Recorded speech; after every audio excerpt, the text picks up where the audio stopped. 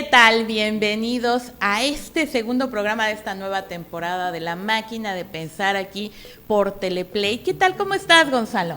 Muy bien, ya listos, preparado y ansioso para comenzar esta sesión. Perfecto, bueno. Muy interesante. Pues yo espero que sí, tenemos un invitado de lujo, como siempre, ¿verdad? Desde luego, espero que sea de su interés.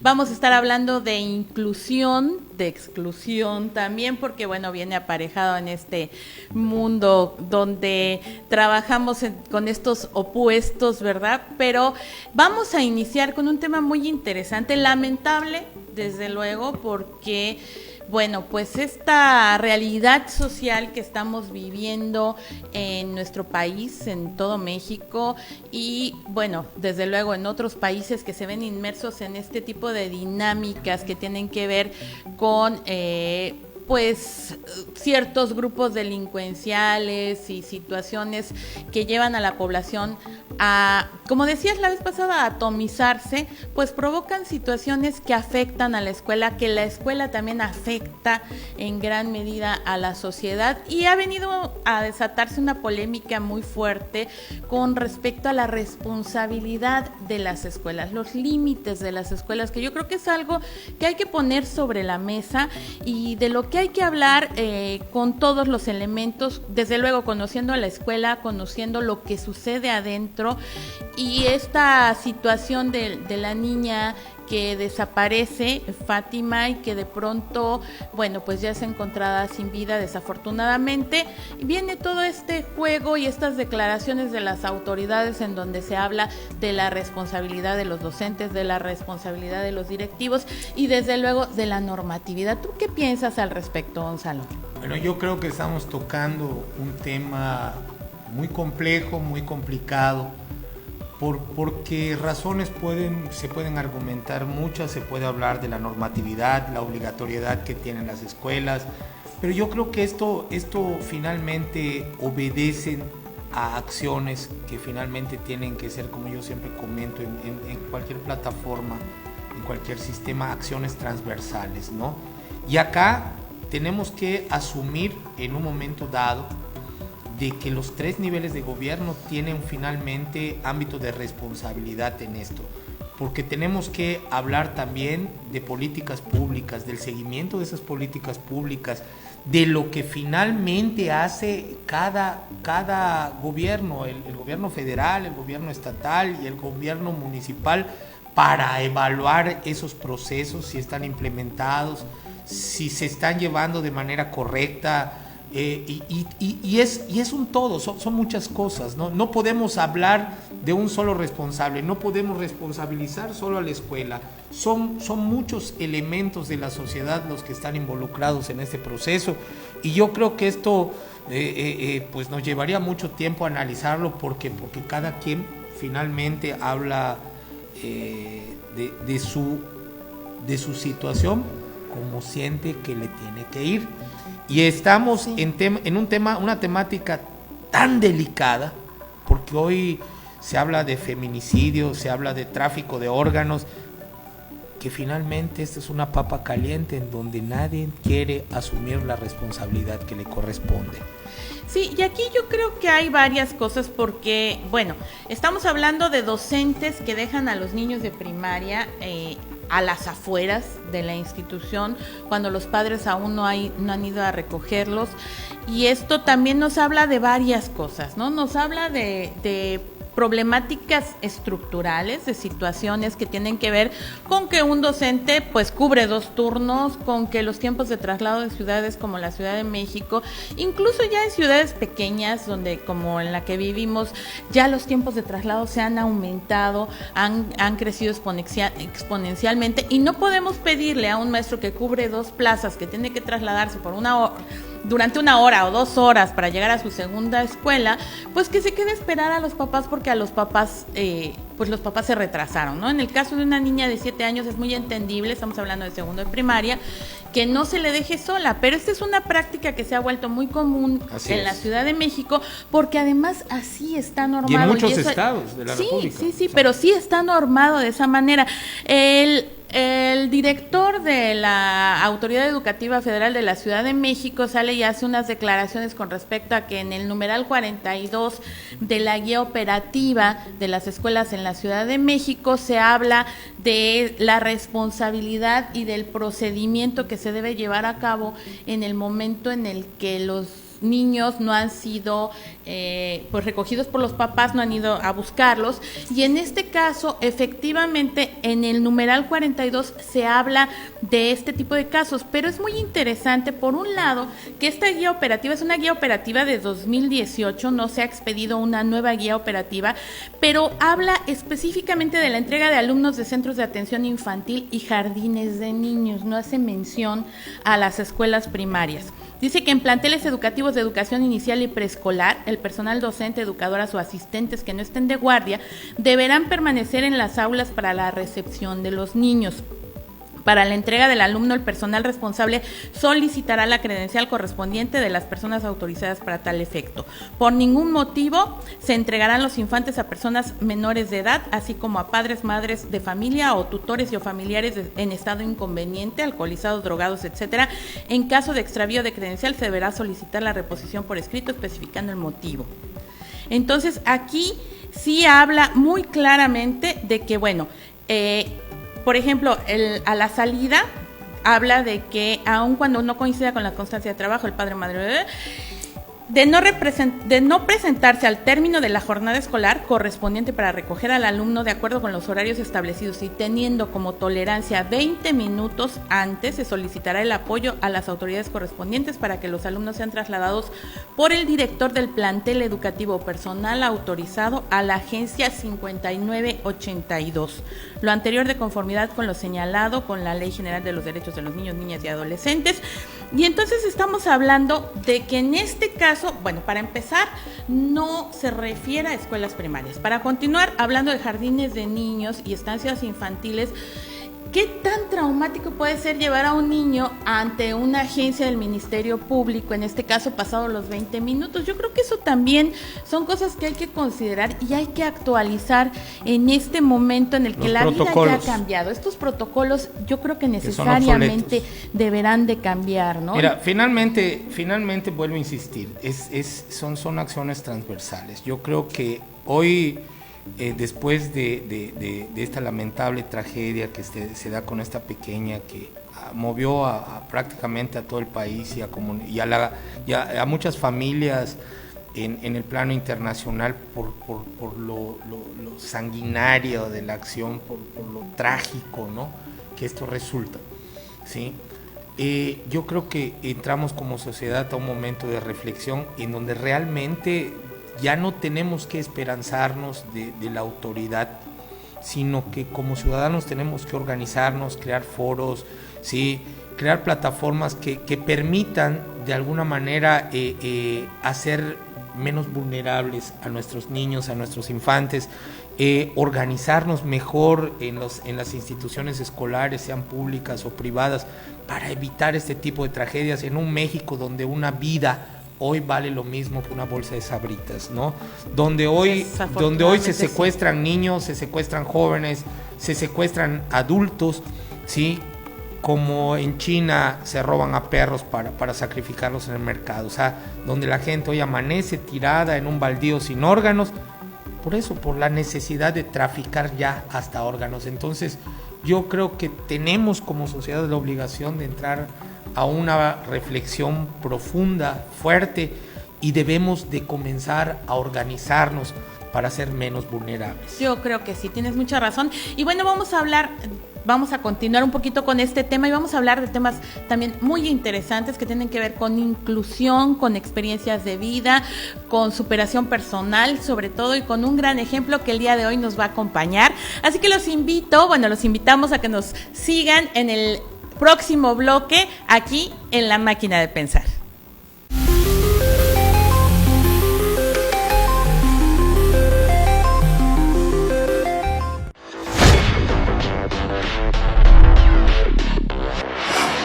En Rojas Sarlat Producciones nos hemos renovado. Este año continuamos innovando con nuestro equipo tecnológico, pero también con el equipo humano. Ahora, además de nuestros servicios de producción de video, videomemorias, informes en video, documentales, circuitos cerrados para eventos, spots comerciales y videoclips musicales, así como la generación de grandes eventos.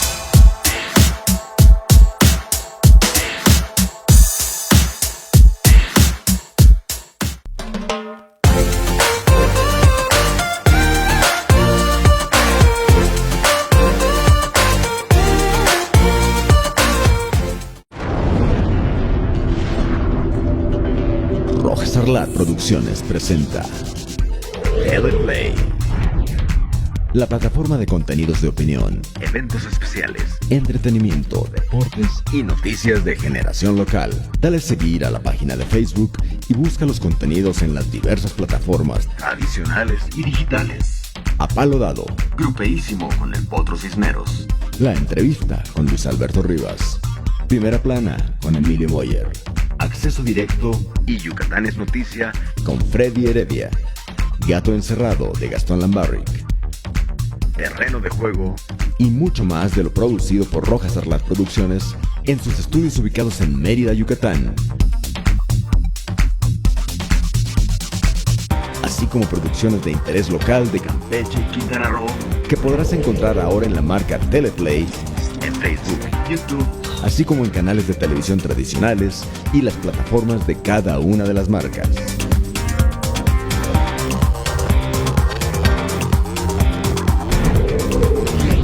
Bienvenido a Teleplay de Rojas Sarlat Producciones.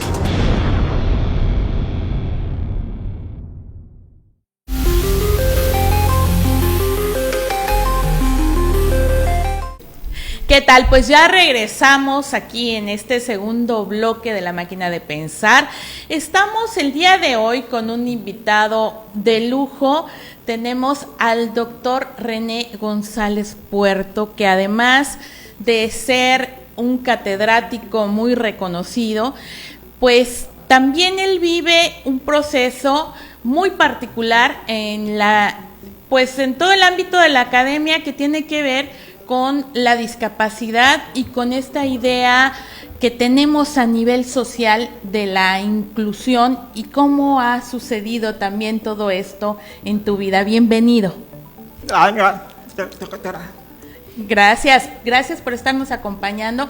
Y además platícanos un poquito, Gonzalo, del papel que está desempeñando René actualmente en la universidad.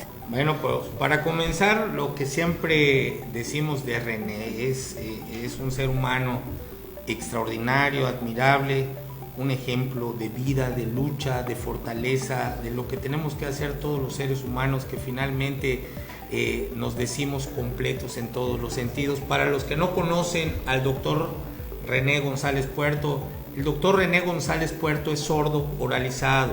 ¿Qué significa? Que él tiene sordera profunda, pero tiene la capacidad de hablar, ¿sí?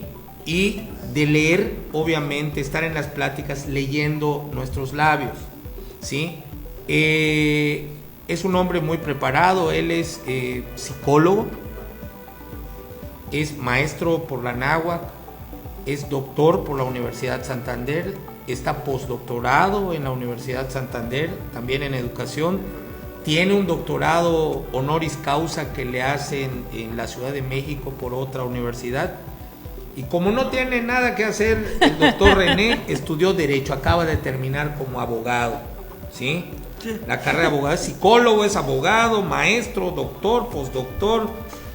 Creo que los fines de semana vende pepita y cacahuate. Pone inyecciones. No, la verdad es que también en sus ratos libres, porque quiero decirles que René no descansa, está en una institución dedicada a la enseñanza de lengua de señas mexicana, la enseñanza de lengua de señas universal, y por ahí traen un proyecto muy bonito que es la enseñanza en lengua de señas en maya, ¿sí? O sea, estamos hablando, hizo él un estudio con un grupo de compañeros, hicieron un estudio en una comunidad del interior del estado que se llama Chicam, ¿sí? Que es una comunidad donde la particularidad que tienen es que todos sus habitantes son sordos, ¿sí?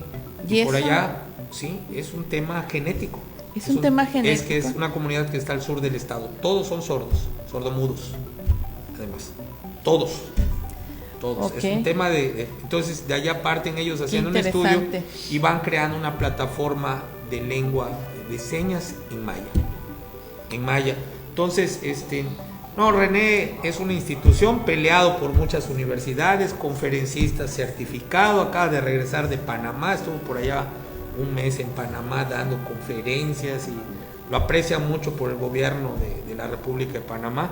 Ajá, y bueno, no se cansa, un activista, un activo defensor de derechos humanos de la gente con discapacidad en general, ¿sí? Y obviamente una persona muy preparada en el ámbito de inclusión. Perfecto. René González Puerto, doctor. Gracias, maestro. Bueno, ¿qué sucede con la discapacidad en las escuelas? Actualmente todavía sigue siendo el modelo de integración de la inclusión a pesar de la serie de esfuerzos para poder transformar la inclusión en la integración en la inclusión. Pero ¿cuál es la diferencia? El confuso dentro de la sociedad. Yo puedo explicar brevemente en pocas palabras. La inclusión solo permite tener la visión hacia la déficit, además las necesidades educativas especiales. Eso no favorece el desarrollo integral de los alumnos, no aparatos de los alumnos con discapacidad, sino también los alumnos que presentan las diferencias dentro de la aula, aparatos, la diversidad de la diferencia de inclusión se enfoca más en la capacidad del alumno, no en las necesidades educativas especiales. Actualmente no se usa necesidades educativas especiales, porque al usar estos términos no podemos enfocarnos en nuestros expertos, en las necesidades de la infraestructura de desempeño docente. Es muy importante. Hasta ahora todavía sigue siendo el modelo de integración. Vamos a imaginar que si nosotros enseñamos a aceptar la diversidad, entonces sería necesaria la inclusión, sino la convivencia. Es muy importante. Pero desgraciadamente los docentes no se actualizan en el tema específico, por lo que es importante que la Secretaría de Educación Pública debe dar prioridad a la sensibilización y capacitación por parte de los docentes con discapacidad, también los especialistas externos de la SEP, para poder cambiar la mentalidad, la actitud de la comunidad educativa, para que pueda cambiar todo el sistema para que sea más inclusivo. Pero en esta situación, porque hay diferentes corrientes que hablan de integración como un paso más allá de la inclusión, ¿no? Nosotros lo manejamos generalmente al revés, como bien dices, en este concepto de que una cosa es integrar y un paso más allá es incluir. Sin embargo, por ejemplo, en el sur del continente se habla de que estos conceptos vienen de una traducción anglosajona, en donde incluir nada más es poner, por ejemplo, esto dentro de esto, ¿no? Entonces lo estás incluyendo, pero no lo estás integrando. Por ejemplo, cuando tú tomas un vaso con agua y le pones azúcar, lo estás incluyendo, ¿no? Lo estás haciendo ser parte de. Entonces, bueno, más allá de esta situación de qué es lo importante, cuál es el objetivo, si incluir o integrar, que finalmente cada quien tiene su concepción, pero el concepto, lo que se busca es que los niños realmente formen parte de una comunidad, no solo sean puestos en un salón ahí como objetos, ¿no?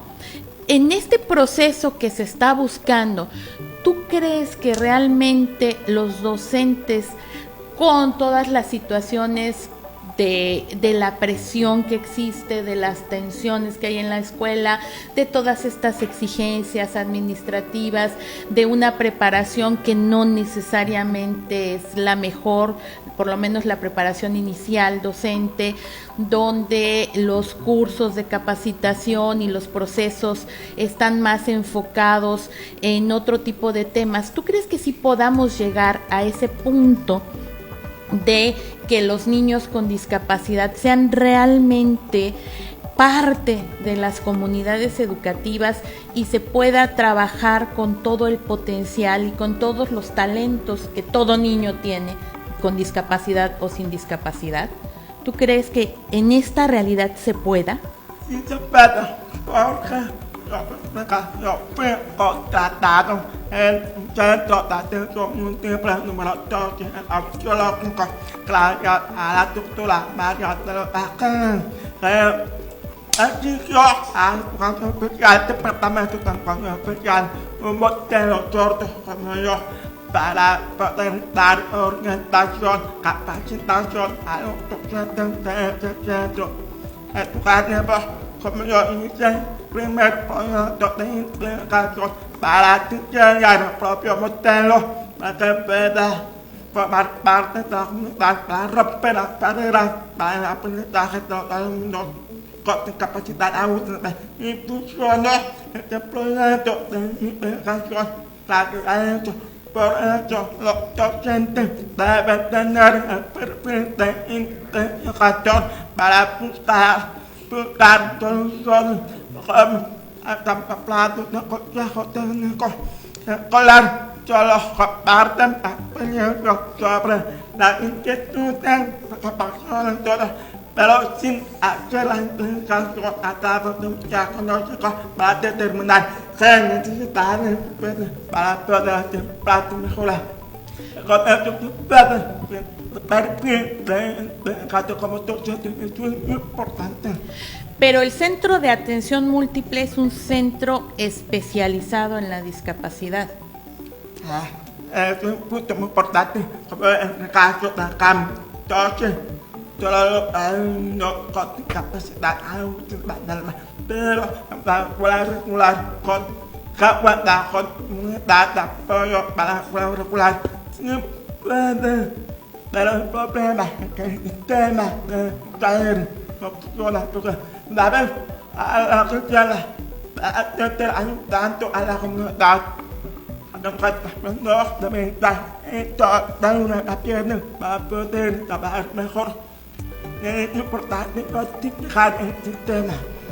Claro, sí, porque aquí estamos hablando de que de pronto vemos aulas en escuelas regulares donde pues los directivos, con esta normatividad de que la escuela debe de ser inclusiva, colocan, llevan, introducen a 2 niños, 3 niños con diferentes tipos de discapacidades en un aula donde hay un maestro que tiene algunas nociones acerca de cómo trabajar con ellos, pero realmente hay mucho desconocimiento de todo lo que implica la discapacidad. Si me permites, bueno, si nos permites, ya estamos terminando este segundo bloque, continuamos en el siguiente bloque y terminamos de platicar acerca de esto, ¿te parece? Bueno, pues muchísimas gracias por seguirnos, aquí estamos en Teleplay, ya saben, en la máquina de pensar, nos vemos en el siguiente bloque, no se lo pierdan, está muy interesante todo esto que estamos platicando con el doctor René y desde luego, bueno, pues con el maestro Gonzalo Oma. Nos vemos en el siguiente bloque.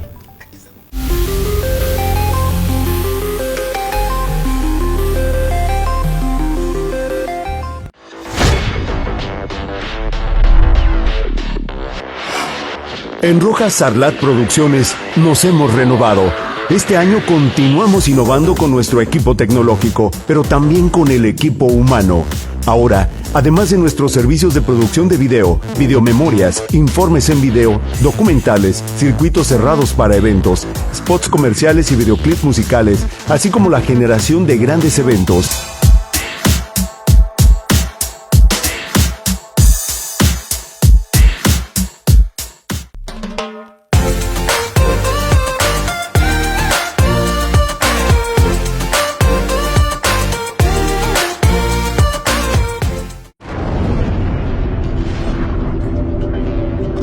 Sarlat Producciones presenta Teleplay, la plataforma de contenidos de opinión, eventos especiales, entretenimiento, deportes y noticias de generación local. Dale seguir a la página de Facebook y busca los contenidos en las diversas plataformas tradicionales y digitales. A Palo Dado, Grupeísimo con el Potro Cisneros.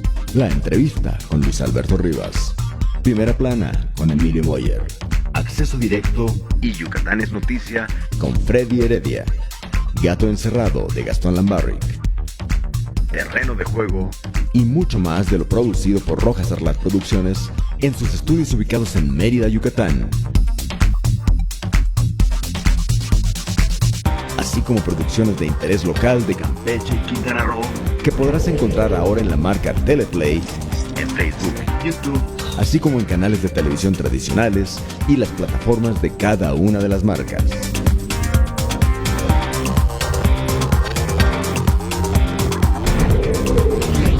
Bienvenido a Teleplay de Rojas Sarlat Producciones.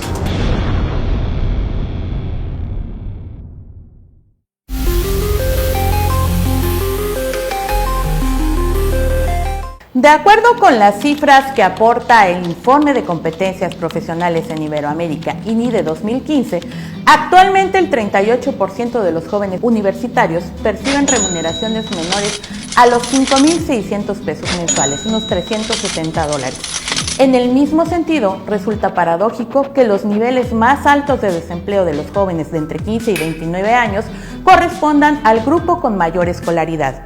El estudio muestra que el 19% de los profesionales permanecen desempleados a pesar de su búsqueda laboral. ¿Qué sucede con la escuela? Para muchos, la escuela pública es más una institución aberrante, panóptica, cuya principal finalidad es el control social de la que nos habla Foucault. La escuela, la fábrica y el manicomio tienen en común ser instituciones disciplinarias cuyo énfasis está en anular al individuo para convertirlo en una pequeña pieza de un gran engranaje que debe removerse en el rumbo que marcan los dirigentes sociales sin cuestionar, predominando así su fuerza colectiva sometida al bien común. Este bien común esgrime que si al dueño de una empresa le va bien, si experimenta crecimiento económico, a sus obreros también. Así pues, el Estado se convertirá a la larga en el instrumento que usan estos grupos de poder para ofrecer una zanahoria que nunca se alcanzará. El espejismo de la mejora en la calidad de vida va aparejado por una explotación salvaje. Y es así como vamos llegando a esta época que privilegia el consumo y la posesión por encima de cualquier cosa, en la que la escuela se ha transformado, desde luego, pues ya no se utilizan los medios de violencia física tan normalizados hasta hace poco. Pero se inocula a nuestros niños y jóvenes con el virus de la ambición y la mejora individual. El poder está en ti, échale ganas, la pobreza está en la mente y tantas otras enseñanzas y mensajes insertos en el imaginario social se han reproducido con gran fuerza a través de la escuela. Y muchos de los docentes se han convertido en simples obreros que reproducen, siembran y cultivan esas semillas en nuestros chicos, construyendo así una cultura de consumo sin sentido, que deja vacíos a los individuos, que se conforman esta sociedad que ahora nos sorprende y horroriza. Bueno, pues regresamos a este tercer bloque, se me lenguó la traba, de La Máquina de Pensar aquí por Teleplay y seguimos con la entrevista con el doctor René González Puerto. Es muy interesante su experiencia de vida, no solo su perspectiva acerca de la importancia de la inclusión, de la integración. El término finalmente es lo de menos, sino este proceso de que realmente los niños con discapacidad o sin discapacidad en muchos casos puedan integrarse a una escuela regular. Y bueno, pues aquí platicamos acerca de eso, Gonzalo, y yo creo que es muy importante pues toda esta perspectiva y todo lo que tú sabes también acerca de este proceso, ¿no? Fíjate que es algo que a mí me apasiona mucho y me interesa mucho porque yo soy padre de una muchacha con discapacidad total y permanente, que hoy tiene 22 años. Y a mí me tocó vivir una época muy difícil, ¿sí? Porque como padre de familia tienes que adentrarte al problema para poder ayudar y poder darle a tu hijo el modo más sustentable de vida posible, ¿no? Esto te permite, te sensibiliza, te abre la mente a muchas cosas. René hace un momento comentaba, ¿no? Cuando se habla de inclusión, y esto es algo en donde pues ya tuvimos oportunidad de hacer mancuerna en una conferencia, él y yo, con la temática, ¿no? Él desde la perspectiva de la gente con discapacidad, con una necesidad especial, y yo desde la perspectiva de educación en general, inclusiva, ¿no? O sea, ¿por qué? Porque lo primero que tenemos que hacer es sensibilizar a la gente, y los esquemas de sensibilización son importantes, y comienzan con la capacitación, como acertadamente decía René, del docente. No tenemos docentes capacitados para poder de alguna manera abordar el tema de inclusión de manera integral. Yo de pronto me he sentado en algunas mesas donde hay directivos que te dicen, no, pues mi escuela es inclusiva, aquí hay gente con distintos tipos de discapacidad y tengo rampas para discapacitados. Espérate, a ver, para comenzar, mi querido maestro, director o directora, la inclusión es una palabra amplísima, o sea, estamos hablando de que es la capacidad de poder aceptar la diversidad de formas de ser, de pensar, a los grupos vulnerables sin importar raza, sin importar credo, sin importar nacionalidad, sin importar color de piel, etcétera, etcétera, ¿no? Contexto, si eres pobre, si eres rico, etcétera, etcétera. Claro. Eso es inclusión, la capacidad de aceptar la diversidad y ponerla a funcionar en pro de un proyecto que pueda ser sustentable. No, y la riqueza, perdón, sí, la riqueza de un proyecto sustentable es esa, o sea, es la diversidad. Exactamente. ¿Sí? Entonces, esto finalmente pues te obliga a ir analizando los contextos, los puntos que acertadamente decía mi amigo René, porque lo hacemos en la universidad. Con él tuvimos ya la oportunidad de explorar, bueno, lo tengo que decir porque estoy como director de una universidad, y René finalmente colabora con nosotros, él es el coordinador de posgrados de la universidad, ¿sí? Y entonces hemos tenido la oportunidad juntos de explorar estas situaciones, él desde el punto de vista de la persona con discapacidad, poder mostrarle al mundo, ¿sí? Que la discapacidad, como él dice en una de sus conferencias, no existe.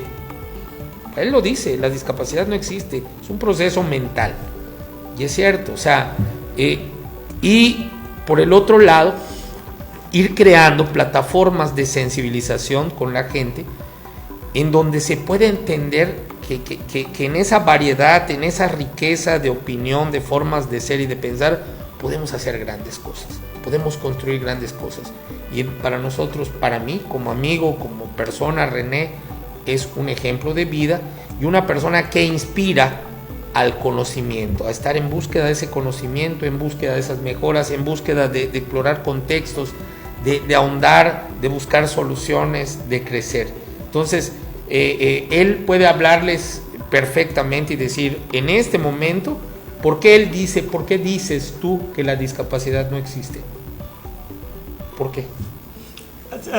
Yo pregunto, para mí no existe la discapacidad, pero la única discapacidad que existe en el mundo es realmente cada uno de nosotros nos ponemos límites. Tiene que ver con la superación personal, también nosotros desempeño laboral, para poder cambiar el mundo. Nosotros tenemos que cambiar nosotros mismos, no se pueden cambiar los temas.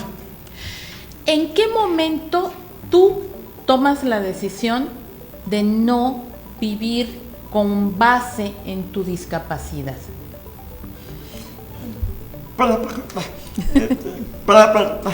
Pero la familia nunca tuvo la visión negativa, nunca vio mi capacidad, siempre vio mi talento. Siempre me preguntaba cuando yo enfrentada con el tipo de discriminación preescolar a través de la universidad. Me preguntó, me preguntó mi mamá, tú, ¿cuál es más importante? Tú también con tu futuro. Acá también por mi futuro. Empezar a luchar mucho para terminar enfrentando a cualquier barrera que me oponga en mi vida. Hasta hoy, amigos. Pues mira, fíjate qué curioso que digas eso, porque esa misma pregunta yo le he hecho varias veces a mis hijos. Y aunque me contestan mi futuro, yo veo que de pronto para un niño o un joven normal resulta más importante el conservar esos amigos que realmente pues construir su futuro, ¿no? Con todas este proceso de derribar las barreras que tú dices, porque cada quien tiene barreras, y bien lo dices, estas barreras mentales, ¿no? Que son las más grandes, yo creo. ¿Tú qué edad tienes, René? ¿Qué edad tienes? 36 años. 36 años. No, O sea, eres muy joven para ser un doctor. Lo que pasa es que estoy acostumbrado a leer mucho, desde muy pequeño, porque mi mamá es parte de tu casa especial. Mi tía, toda la familia es profesionista. Eso tiene que ver, sobre mi vida, influye mucho, tiene que ver con la dinámica, la gente que influye en la casa. Cambio, los temas personales con discapacidad no tienen motivación por parte de los padres de familia, de los estudiantes. Pero para lo contrario, me influyó muchísimo. Me dio cargo, confió en mí. El coordinador de posgrado de la universidad, la universidad está fortaleciendo mucho. Bueno, lo importante es ver mi capacidad, no mi forma de hablar, no importa, pero si yo entiendo, es muy importante para comunicarme con ustedes, el video. Exactamente. Es más, tengo que decir que lo tengo hasta que frenar, porque es imparable e incansable, o sea, René no se cansa. Bueno, es que a los 36 años no te cansas, vamos a ser ciertos. Pero es muy interesante porque, pues muchas veces, mucha gente calificada de normal, tú ves las trayectorias, en lo que sea, no necesariamente una trayectoria académica, pero hay como muchos tropiezos, ¿no? Y muchos escollos y muchos momentos en los que parece que no se puede continuar. Y el hecho de que tú a los 36 años seas doctor, yo creo que nos habla de esa visión, de ese enfoque, de esa perseverancia en lograr los objetivos, sobre todo. Y yo creo que eso es algo que de pronto dejamos de ver como sociedad, es algo que no nos fijamos. Lo importante es estar rodeado por la gente con la actitud resiliente. Si no, hasta en el piso, no, prefiero. Yo admiro la historia como profesionista, eso me anima mucho. Para escucharlo como padre de mi hijo, como director incluyente la universidad, anima más, yo animo a él, que también hay que defender el ambiente, debe pasar lo mismo, la casa, la escuela, el diferente ámbito para tu padre laboral.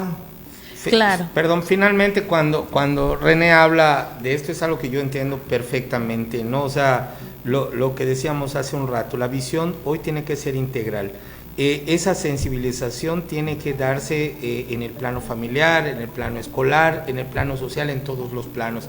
Y es por allá cuando viene en un momento la demanda de crear, ya en alguna ocasión lo habíamos platicado con Marianne en la temporada pasada, de crear políticas públicas también adecuadas, integrales, que no estén basadas en generar, en generar o enfocadas en una situación de la gente nada más con discapacidad, sino realmente con visión inclusiva, ¿no? Y yo creo que aquí hay algo que debería de llamar muchísimo la atención, ya a nivel estructural y a nivel también de política pública, que es la situación del contexto, del soporte familiar, de esta gran red que no solo soporta a las personas en el caso de que suceda esta discapacidad, sino en cualquier caso, porque si tú te pones a hacer un análisis de todos los estudios del éxito académico, por ejemplo, tiene que ver con ese nivel de estudios de los padres en muchos casos, del círculo que rodea a los chicos, más que con una situación de discapacidad o no, porque ya ahorita ya hay como una epidemia, ¿no? De que todos los niños tienen TDAH o TDA, ¿no? Y todos tienen déficit de atención, entonces ya ninguno está bien, ya ninguno cae dentro de lo normal, o es autista, o está dentro del espectro autista, y ya nos gusta como etiquetar ya por sistema, y no nos estamos dando cuenta también que hay otros factores que son mucho más importantes y que podrían ser catalogados igualmente como discapacidad, porque un niño que no tiene un ejemplo a seguir, que no tiene este impulso para salir adelante, aunque no tenga ningún problema físico, no tenga ningún problema mental real, puede ser calificado incluso como discapacitado en ese sentido, porque no está viviendo en unas condiciones que propicien un crecimiento armónico e integral. Y hay que reafirmar algo, nosotros somos consecuencia de lo que vemos en casa. Claro. De lo que adquirimos en casa, de los valores que adquirimos en casa. Y cuando tú tienes papás que te inculcan valores, esto no tiene nada que ver con ser pobre o ser rico, es un tema obviamente de valores, de formación. Yo creo que en ese sentido vamos de alguna forma cerrando el círculo y ampliando la posibilidad de que quien tenga una necesidad especial pueda salir adelante con mayor éxito en la vida. Claro. Bueno, pues ya se nos agotó el tiempo. Qué Quiero agradecerle muchísimo al doctor René porque nos acompañó el día de hoy. Realmente hay muchísimo más de qué hablar acerca de este tema de la discapacidad, de las experiencias, pero yo creo que sobre todo hay que quedarnos con este gran ejemplo que es este joven que no solo tiene una licenciatura, una maestría, un doctorado, un postdoctorado, sino una segunda carrera, y que es incansable y que es imparable y que se quiere comer el mundo en una mordida igual que cualquier otro joven, independientemente de si escucha, de si no escucha, si habla o no habla. Eso no es un factor que lo ha supeditado, y yo creo que eso es algo que no debemos de perder de vista en todos los casos de este tipo de éxito, cuando nos empezamos a justificar y empezamos a decir, es que yo no puedo por esto, yo no puedo por aquello, bueno, el día de hoy no me voy a levantar porque qué flojera. Yo creo que es algo que también hay que pensar y es de lo que nos debemos de ir alimentando, y desde luego, bueno, pues seguir platicando acerca de qué puede la escuela, qué no puede la escuela. Yo creo que han sido temas muy interesantes el día de hoy. Muchísimas gracias, René, muchísimas gracias por estar el día de hoy con nosotros, y pues nos vemos en el siguiente episodio de La Máquina de Pensar. Realmente lamento mucho que el tiempo sea corto, porque hay, como dice Mayra, hay muchas cosas que platicar, y yo creo que lo que viene va a estar siendo también de mucho interés para nuestros amigos televidentes y amigos de La Máquina de Pensar que nos síganos, ya saben, en todas nuestras redes sociales, a través del Facebook, a través de YouTube, a través de Instagram, y desde luego en Teleplay. Nos vemos en la siguiente Máquina de Pensar.